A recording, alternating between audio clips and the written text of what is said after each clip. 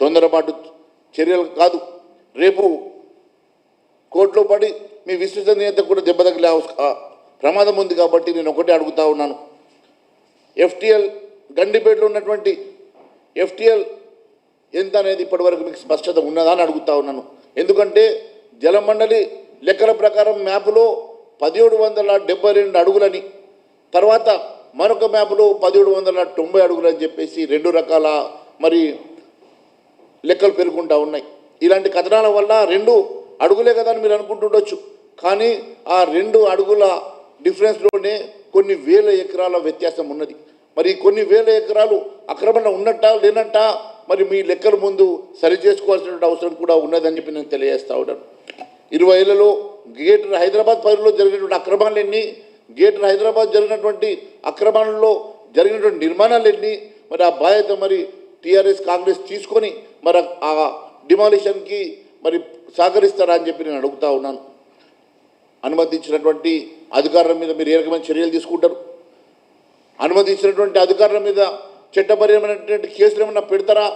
మరి ఆ రోజు జరిగినటువంటి అక్రమ నిర్మాణాలు ఎవరిని అండతో నిర్మాణాలు చేసినారో మరి అవన్నీ మీకు తెలుసా? మరి అవన్నీ తెలిస్తే వాళ్ళ మీద మీరు చట్టపరమైనటువంటి చర్యలు ఏమైనా తీసుకోగలుగుతారని అడుగుతా ఉన్నాను.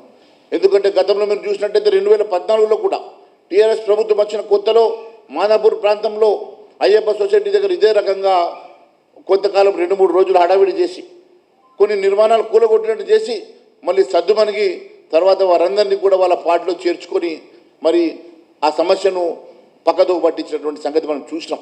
అదే మాదిరిగా ఈరోజు కూడా ఈ రకమైనటువంటి హైడ్రామా ఏమన్నా చేస్తున్నారా? నిజంగా లేదు, చిత్తశుద్ధితో మేము పనిచేస్తున్నామని ఒకవేళ అనుకుంటే మీ చిత్తశుద్ధికి నేను ఒకటే అడుగుతూ ఉన్నాను.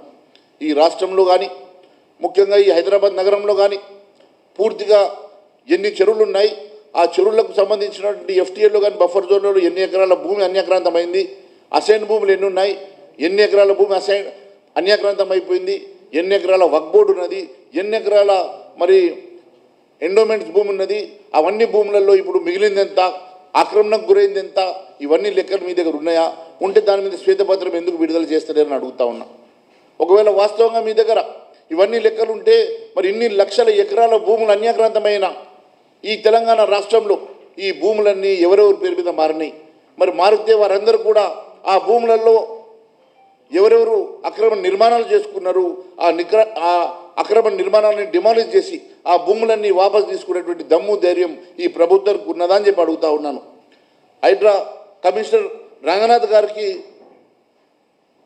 కొత్తగా పోస్ట్ వచ్చింది, ఆ పోస్ట్ మీద ఇంట్రెస్ట్ లేనట్టున్నదని చెప్పి దానం నాగేందర్ గారు మరి చెప్తే వారి మీద కేసు పెట్టినందుకు వారు మాట్లాడితే చిట్చాట్లో ముఖ్యమంత్రి గారు మరి రంగనాథ్ గారిని సమర్థించారు.